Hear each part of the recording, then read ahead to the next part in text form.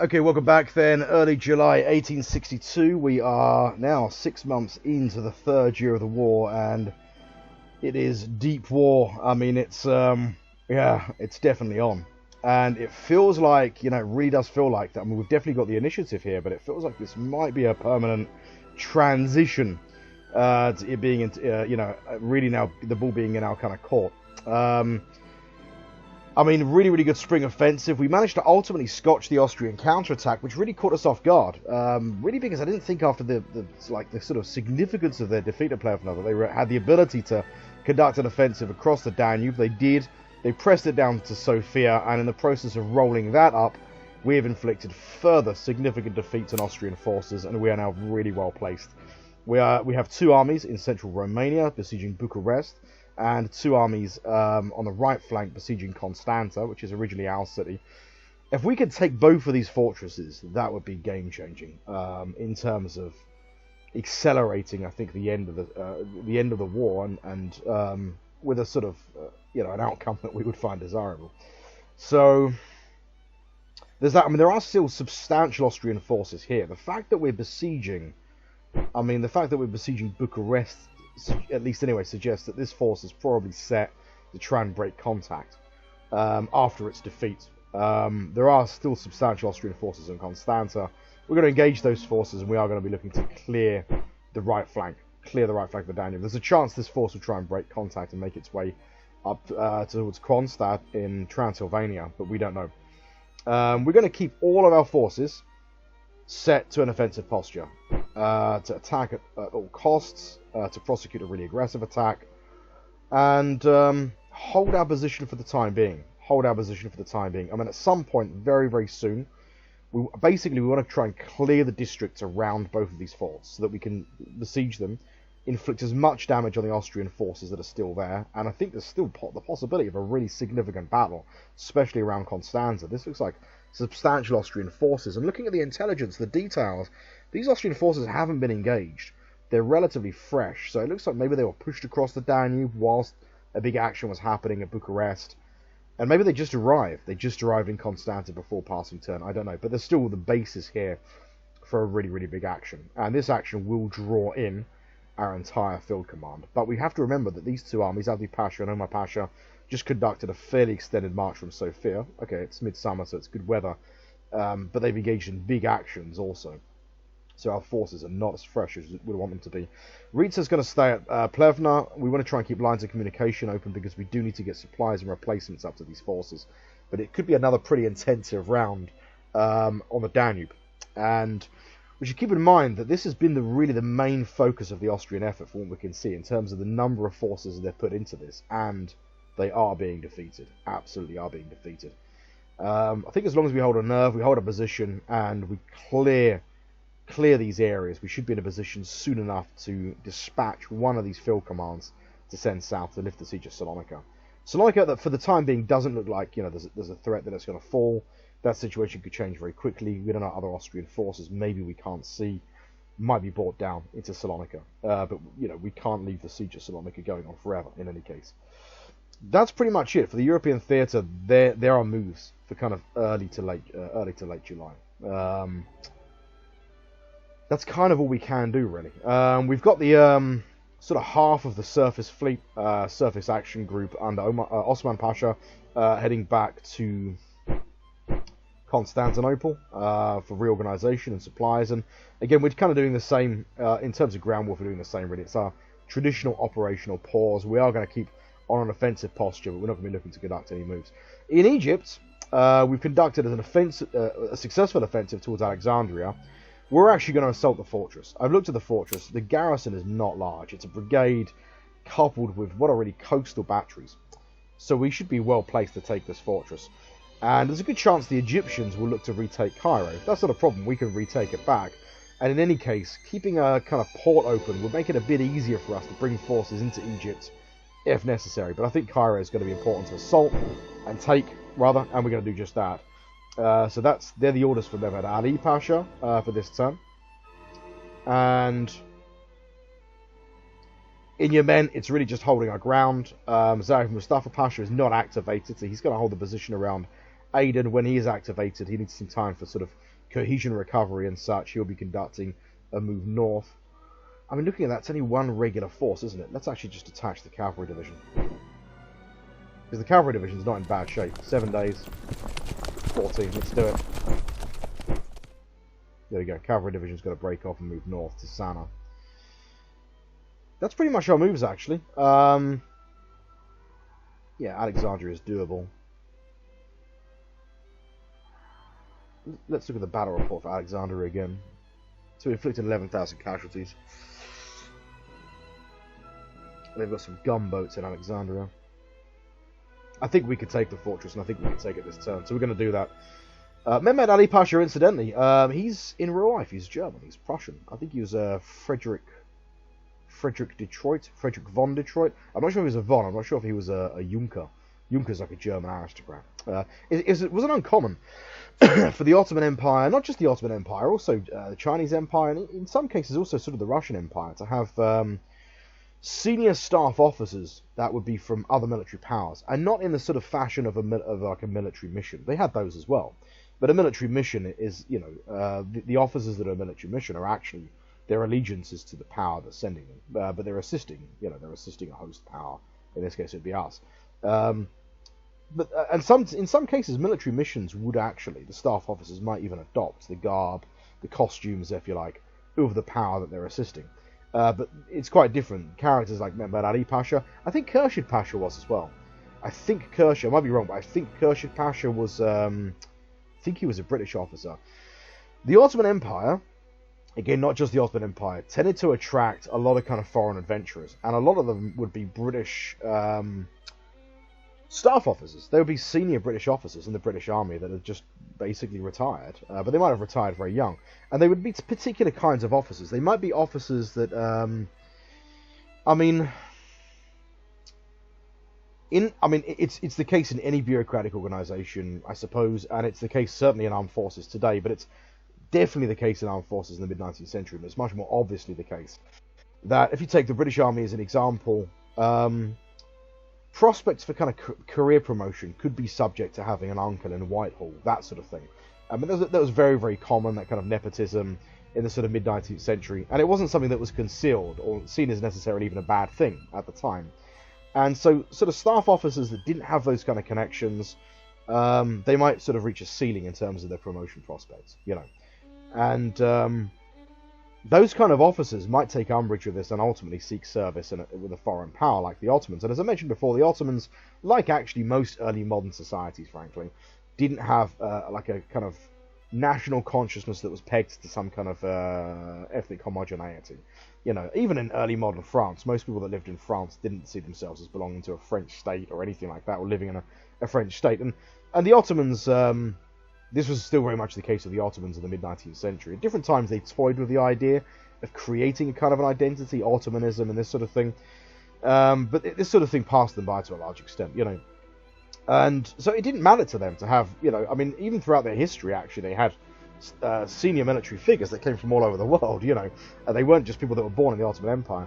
So they had a number of British senior staff officers and, in this case, Prussians. And I don't know what the background of Friedrich, I think he's Friedrich Detroit. It might be, yeah, I'm sure it's Friedrich Detroit. I know his surname is Detroit, spelled the same way as the American city Detroit, you know. But yeah, I don't know if he was a Junker or not.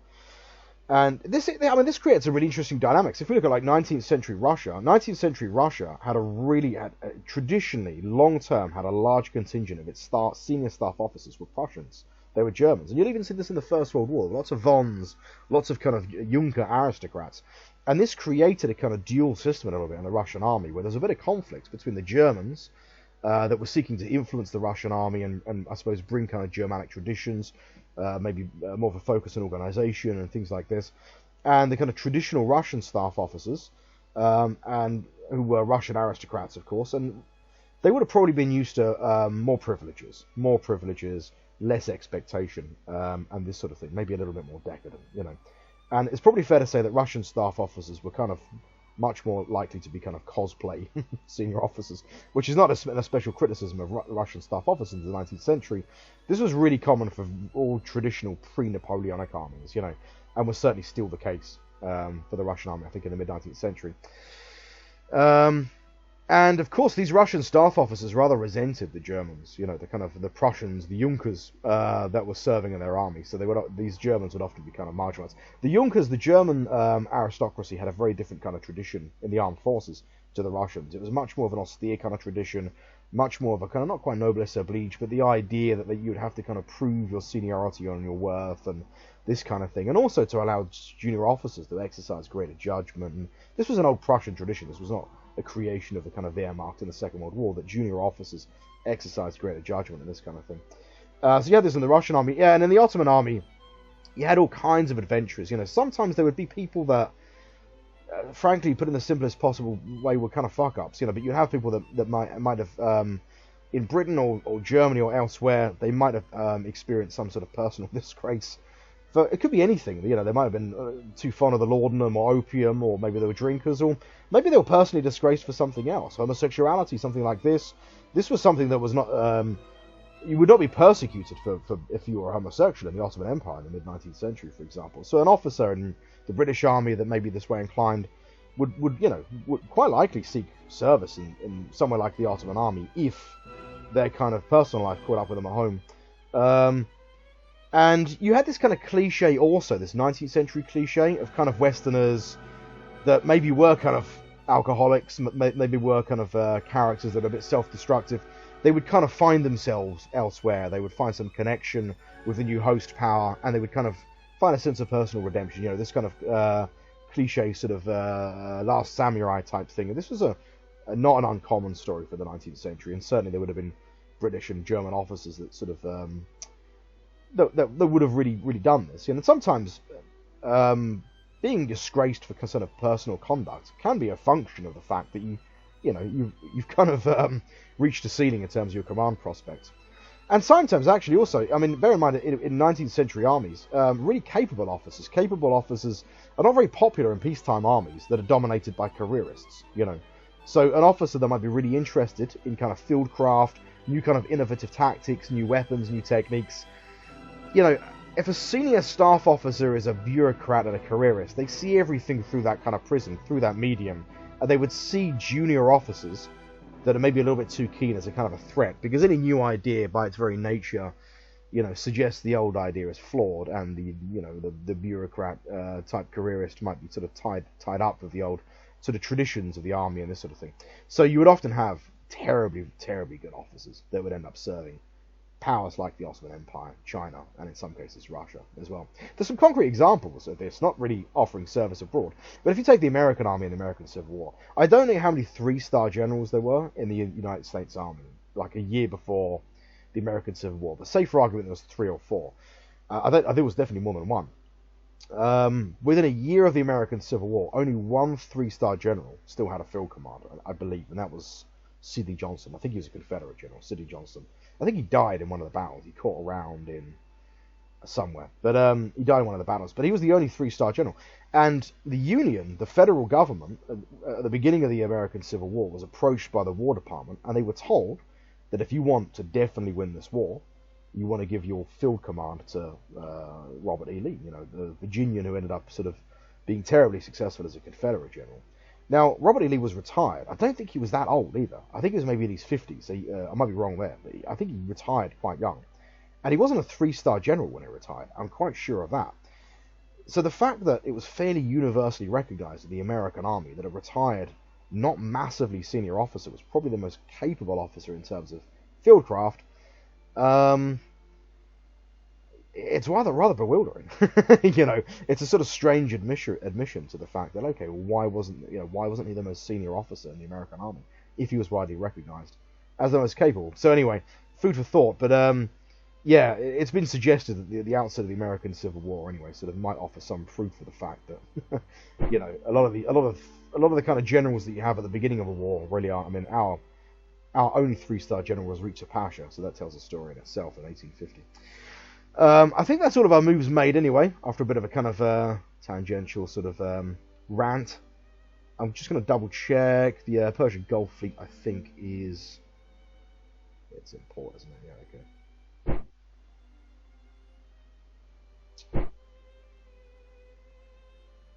Yeah, I think that's it. So the main focus is clear the ground around Constanta and Bucharest, and yeah, really hope that that kind of ends the deal. At least buys us enough time that we can dispatch a force. Probably, ideally, Hussein Avni. We would like to kind of send south. There's a good chance that this force is going to escape north, of course, into this Romanian territory. But we'll see. We'll see what happens. It might even be a case that we can simply swap commanders. We can send Rita Pasha up to one of these commands, and then give his command to maybe someone like Omar Pasha, conduct a forced march south. And that would definitely, that would be enough to kind of lift the siege of Salonika. Half the fleet's going back, and then we've got half in the trade box. Yeah, happy with that. Let's check our trade balance for the turn. I think we've already set exports. Yeah, I have. I'll double check to make sure that everything is kind of, I haven't missed anything. Yeah, it looks good. Really annoyingly, when I'm running this recording software, it periodically makes the game really slow. I don't really know why. Assets balance looks fine also. I'm going to quickly check. Ministry of Industry and Commerce. Yeah, that's good. Let's check again.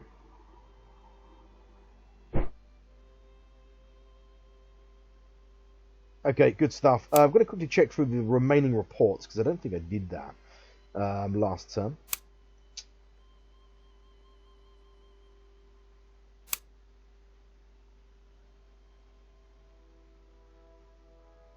Yeah, there's a good chance they'll move into Cairo. Cairo will generate a kind of generic small garrison. Probably not enough to withstand an assault by many divisions, but nonetheless.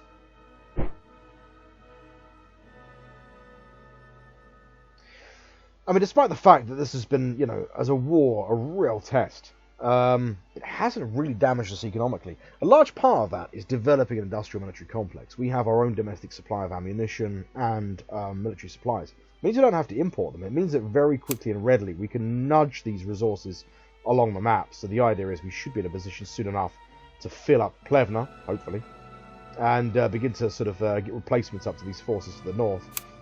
And once we're at peace, we'll be in a position to begin exporting. The British are exporting at the moment. Actually, that's one thing I want to check really quickly.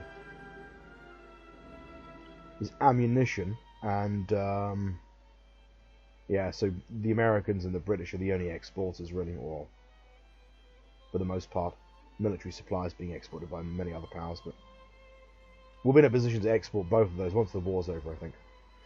Now we have got sufficient concentrated capital. Enough steel, just about, I think, to begin constructing a line south to Bitlis. So let's begin the construction of that. Make sure it is going to be in Bitlis. Yeah, I think it is. Yeah, that's good.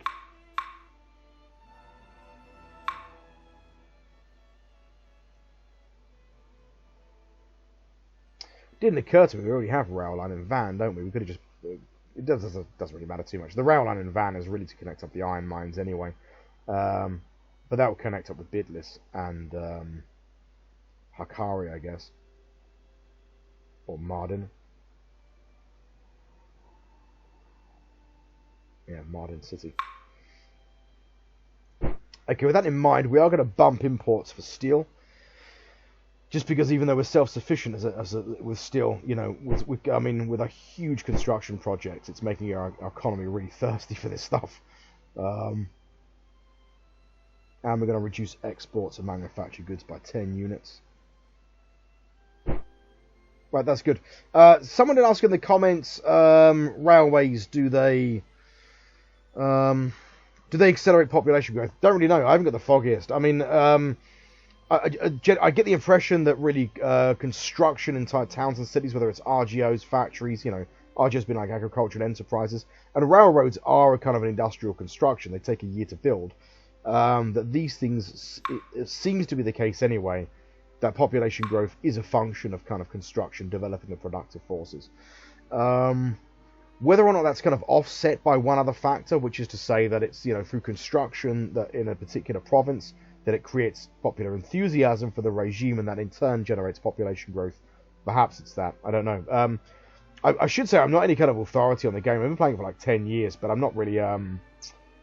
Yeah, I mean, what I know is from my experience of having played the game, and there's nothing in the game to indicate, I don't think, at least anyway, what generates population growth. It may be mentioned in the manual, but that's the only thing I know about the game is what I've read in the manual and sort of remembered, which is not everything, unfortunately. So yeah, I don't really know. I mean, I generally tend to factor in population in a region before I lay railroads. I would tend to focus railroads on areas where you have ample population, because it's in those areas that you can support other industries. And earlier railroad growth, you tend to be a little bit more kind of thoughtful and judicious in terms of where you place railroad construction. You don't want to cover every tile in railroads to begin with, because actually, for one, it'd be counterproductive.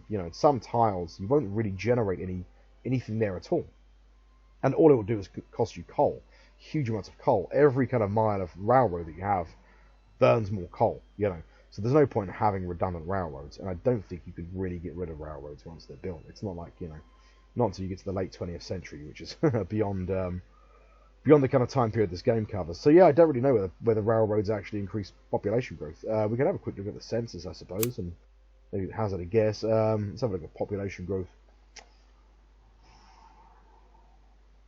Sinop, Izmit. I mean, they are, to be fair, all areas that have railroads, I think, for the most part. Well, not all of them, but population growth. I mean, if you look at Sinop, Izmit, Ankara. I mean, Izmit, we have railroad, but we don't have many factories there. I mean, we've got some RGOs. We've got a plantation. Maybe just because it's adjacent to Constantinople. I don't really know. Izmit would be a good location for a textile mill at some point, really. But yeah, I should say that I don't know everything about the game. It's not like a kind of these kind of like let's play type sort of. It's not really intended. The purpose of this is just a campaign diary. I'd probably make it if no one watched it. More because someone might watch it in 10 years time or something like that, in 20 years time. It's meant to just try and do something that no one's done on YouTube to kind of depict a game that I really really like. It's my favourite sort of computer game, really. But yeah, beyond that, I can't sort of pretend that I'm any sort of authority on every feature of it or anything like that. I mean, even now, at one point I was kind of thinking, despite having played so many games, it occurred to me briefly that missions might be the basis for kind of bribing chiefs, but I don't think that is the case. I just fleetingly occurred to me that might be the case, but I don't think it is. Playing bribing chiefs. In fact, the criteria is actually provided for you in a pop-up. So where is bribing chiefs? Yeah, it doesn't actually say. It would say in that pop-up, the criteria is to have the right window, if you like. So if you've got, I don't know, 25 to 30 kind of percent, or 25 to 50 kind of colonial penetration, that's the basis for playing that. The reason we couldn't play in Q8 is because our penetration is too high. It's 43. So once you get to a certain kind of colonial penetration, you can't kind of play certain cards. That's it, I think. I think that's all the moves made. Yeah, I'm just literally kind of scouring around just to see anything I've missed. Still blockaded.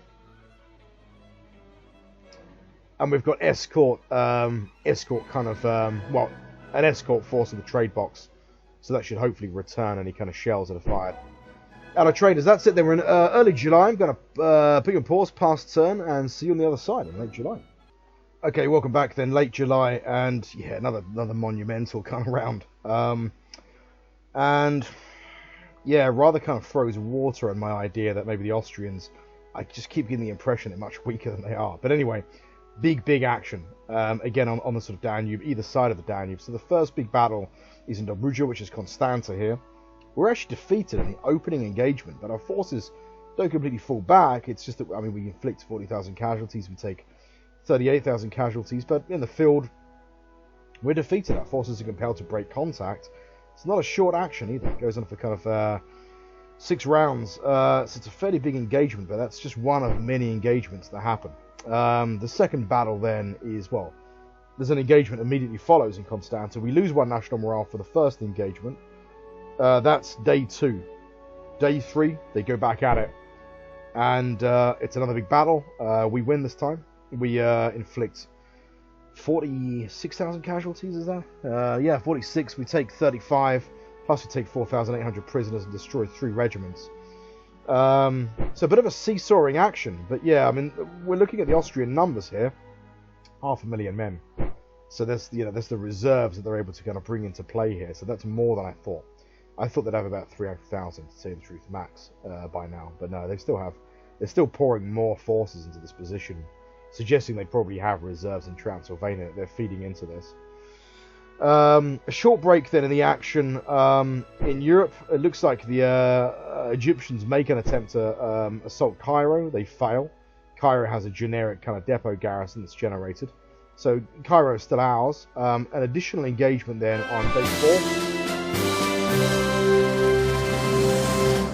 And that's, you can tell from the sound, that's considered a significant victory over the Austrians. 2 national morale points for that. We destroy 5, 6, 7, 8 elements, inflicting 44,000 casualties. Plus we take nearly 13,000 prisoners and we suffer 18,000. Lose 1 element. Big battle that. And yeah, strongly goes in the win column.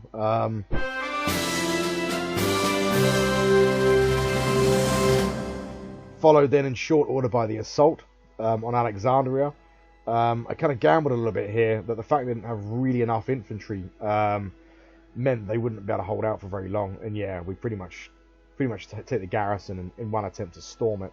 We lose 6,000 men, and that is it. That's Alexandria in the bag. I was hoping that we'd capture some ships.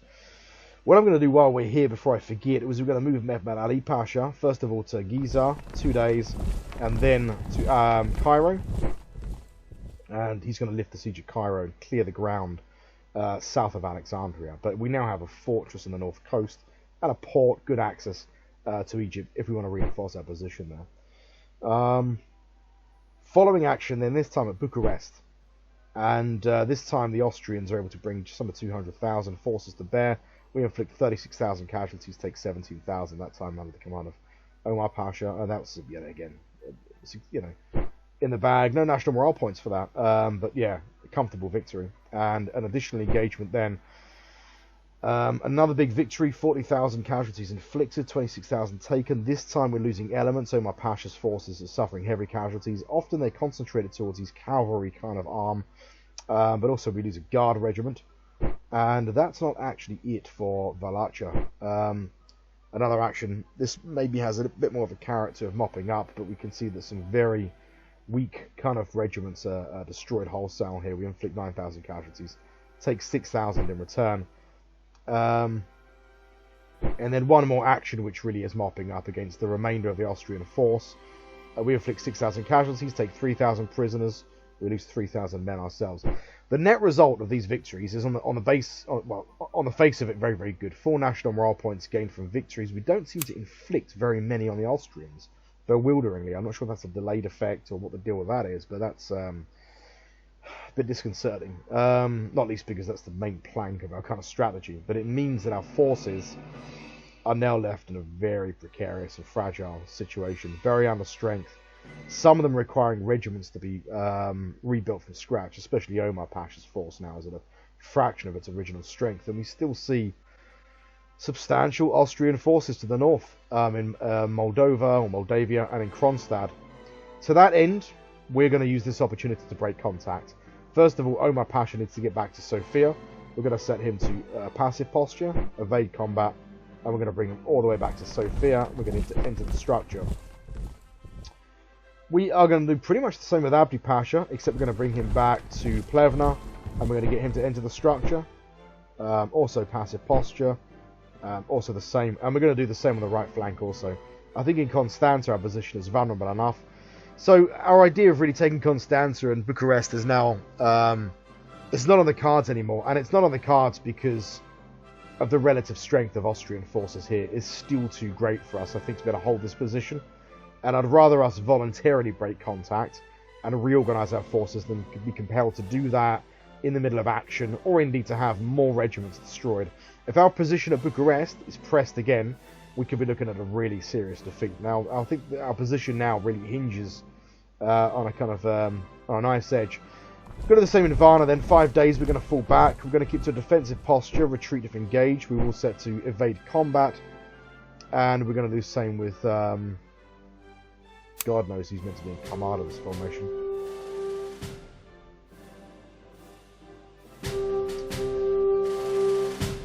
was sort of better when the other guy was, wasn't it? Because Abdul Karim Nadir is not activated. Well, it doesn't really matter, I suppose. How long would it? 9 days anyway.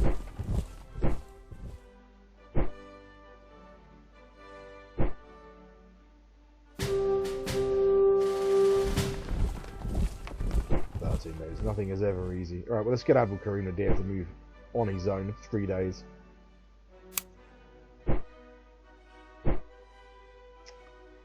And then Ahmed Pasha. I'm going to try and jig around the command so we don't keep having this. Move our officers around a little bit.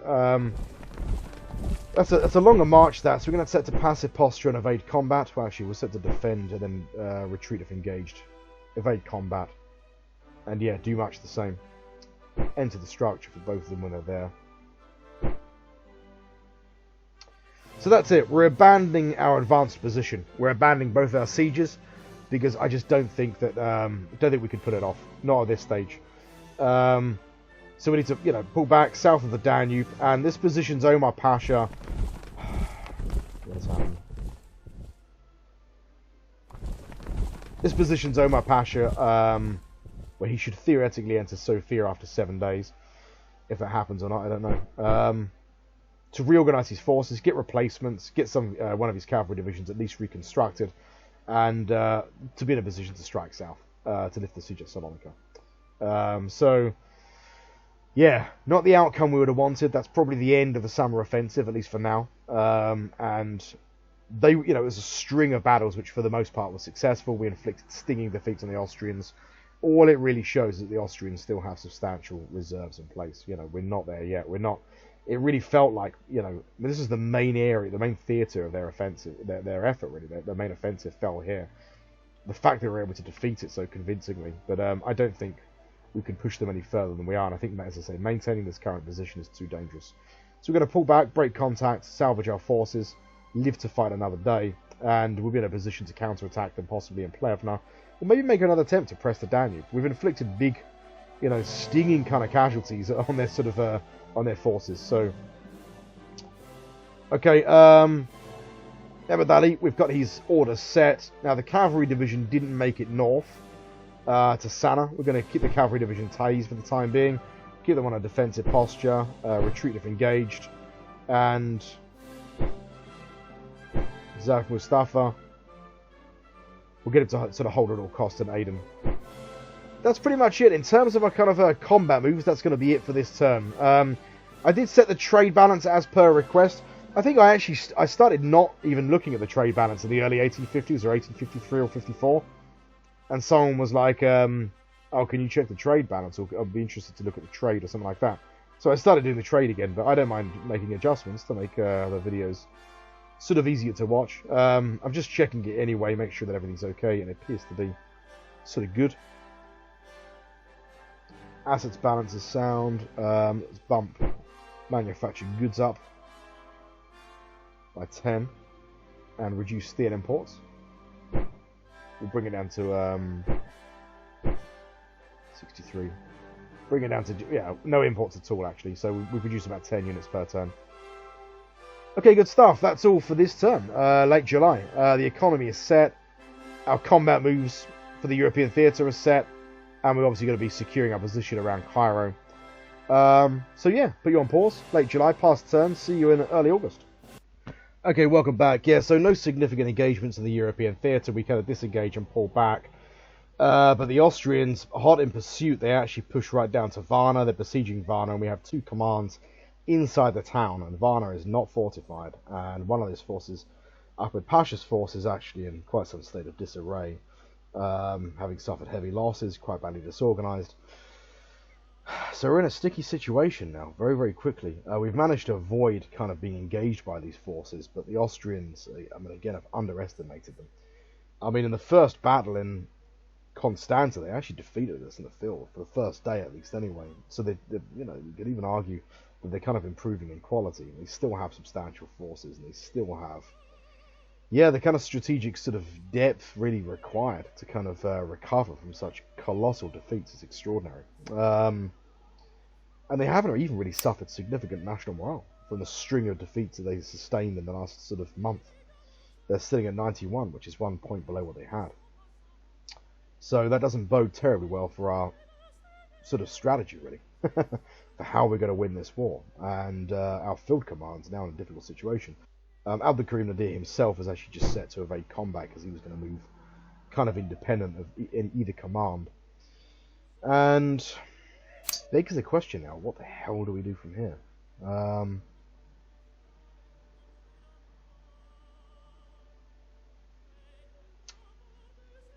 I mean, these Austrian forces in Varna will be supported from the north, you know. They've got really substantial forces now. It's we're in a really dangerous situation here. Rita Pasha's field command is the only decent one. He's activated, but he's not really capable, is he? Although he's got better statistics than he had, to be fair. He has improved. And we've got Abdi Pasha inside the fortress of Plevna. Requires time for replacements, and of course the worst affected command is Omar Pasha's force, which is in Sofia, which is yeah, I mean, in very bad shape indeed. He's one of the cavalry divisions is virtually destroyed, has to be rebuilt from scratch. And yeah, well, that's it actually. It looks like he received a replacement element in his guard corps. It might have been another force that lost a guard corps element. If they did, they received replacements. So yeah, our command is still in pretty rough shape. We can try and sneak out of Varna and get south to Romelia. Bit dangerous, that. It might be doable. Both commands are activated. Get Abdul Karim Nadir south anyway. What we are going to do is we've got ample state revenue. We do have officers. We do have a constructed corps in Smyrna. We're going to be constructing another regular infantry corps, this time in Ankara. And continue the process of getting a 6th army in the field.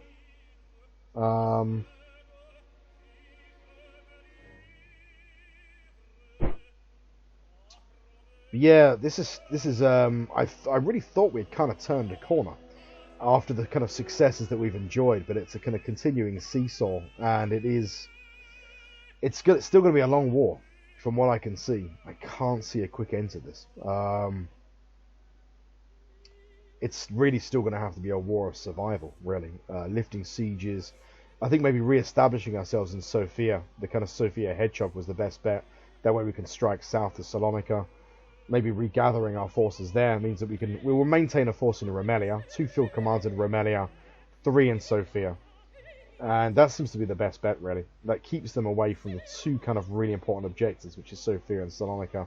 But kind of going back to the Sofia hedgehog, really.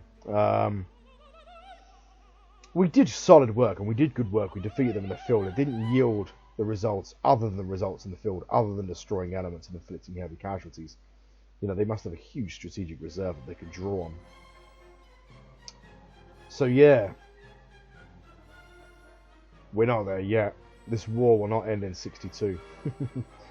It's going to be a tough one to get out of this, really.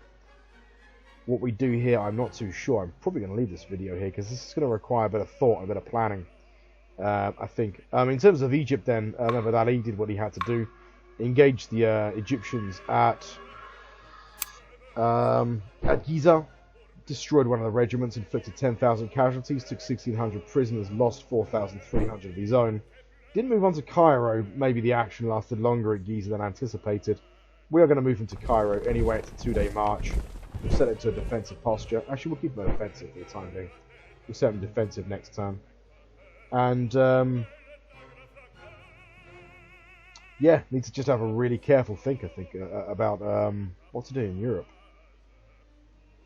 It's tough. I mean, we can also see at Niš another kind of fairly reasonable force forming under the command of Karl Ferdinand. Yeah. I mean, is that force possibly going to besiege Sofia, or is it going to look to move down and support the siege of Salonika? With those forces combined, they might be in a slightly better position to assault Salonika, but we need to at some point consider a counter-attack there.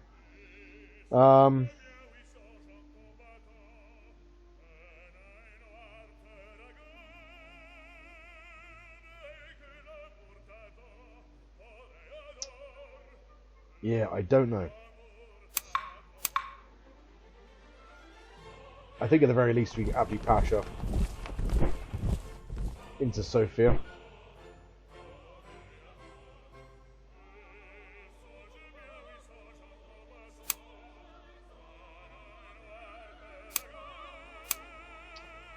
I think in Varna we're actually going to have to try and get them out. It's not a fortress, so they won't have any kind of defensive benefit there.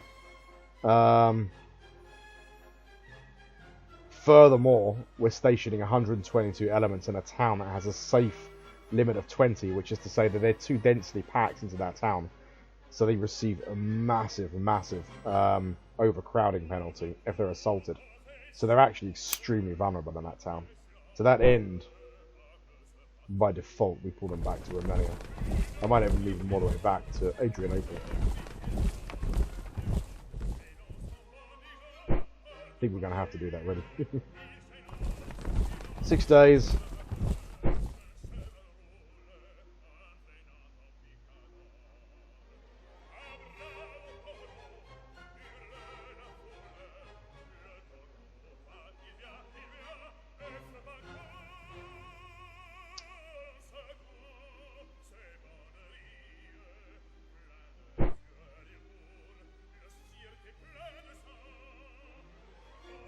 Yeah, I think that's all we can do, really. None of these forces require elements to be completely reconstructed, so they should receive replacements in the field. Hussein Avni slightly better off, 6-day march. Ahmed Pasha, 12. We'll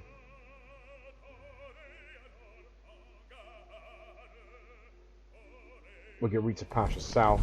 Oh no, we can't do that. Let's get Rita Pasha into Sofia as well. So yeah, a bit of a general retreat, really. Again, really been caught really been caught flat-footed again. The Austrians, yeah, I guess all we can do really is hope for a bit of time. We need replacements, we need to get our forces back into shape. We're kind of dividing our force between Adrianople and Sofia, however, we'd be looking at a counter-attack in Romelia, I suppose. Or maybe north towards, we'll see what happens. All of it's contingent, but we need to obviously have a force also from Sofia that can move south. The good thing with both Sofia and Adrianople is we have substantial forces in the form of sort of volunteer army corps, in each location of nearly 100,000 men. And that doesn't even count their kind of the garrisons that are generated there. So both of these fortresses are in fairly good shape.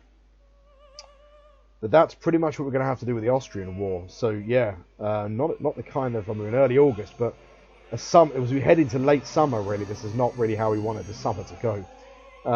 We haven't experienced, again, any significant defeat in the field. It's really just a case of overwhelming us. We're being overwhelmed by Austrian sort of numbers, really. The real hope here is that we can get out of Varna, because if we can't, we're frankly in a really dangerous situation there. And we could be looking at having sort of, 2/5 of our command destroyed, which is not good.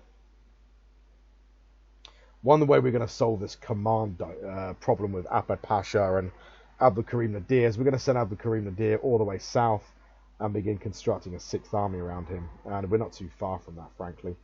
We've got an army corps already, actually, in Smyrna. What we can actually do to add to that is...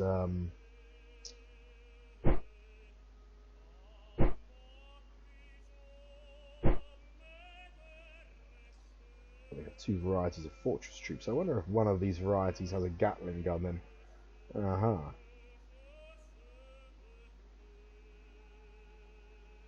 It's a slightly more modern variety.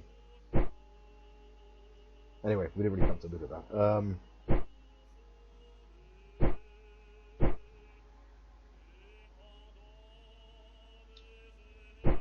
We appear to be able to support asset units. That is the limit of what we can build of those kinds of units, I gather.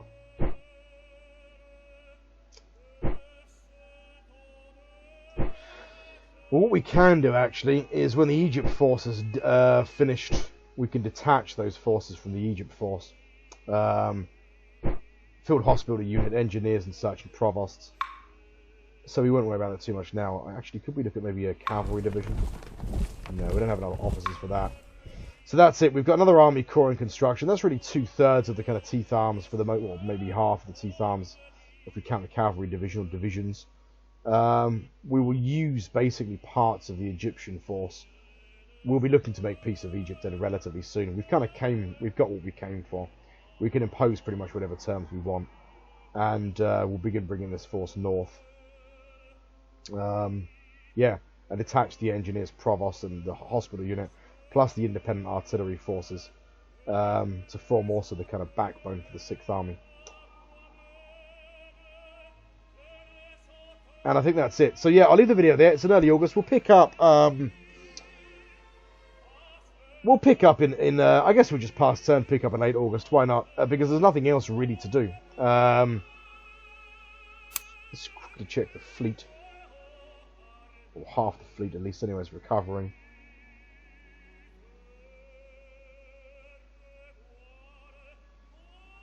So it appears there has been